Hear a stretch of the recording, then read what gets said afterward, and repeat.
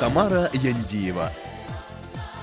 Заслуженная артистка Чечено-Ингушетии, Северной Осетии и Абхазии, принцесса советского кинематографа, выпускница мастерской Меркурьева в ГИК, член Союза кинематографистов СССР с 1985 года. Ее имя 20 раз появлялось в титрах художественных фильмов. В 16 из них Тамара снялась в главной роли. Лично знакома с Раджем и Шиши Капуром, с Амитабхом Баччаном. Детство Тамары прошло на курорте Арамхи, что в Дарьяльском ущелье. По примеру старшей сестры, хотела стать врачом, к счастью, не стала. Зато Тамара чуть не стала звездой индийского кино. Съемки в приключенческом индийском фильме «Черный принц» делали Тамару всеобщей любимицей индийского народа. Правда, Тамара вовремя спохватилась, поняв, что Оскара индийское кино не получит в ближайшие 20 лет. И угадала. Первую роль в отечественном кино Тамара сыграла в фильме «Горская новелла». Ее утвердили на роль школьной учительницы Зары без проб. «Пиры Валтараса» или «Ночь со Сталиным», «Возвращение Хаджи Насреддина», «Последняя ночь Шахерезады», «Новые сказки Шахерезады» и еще одна «Ночь Шахерезады». О странностях любви. Если любишь. Год дракона.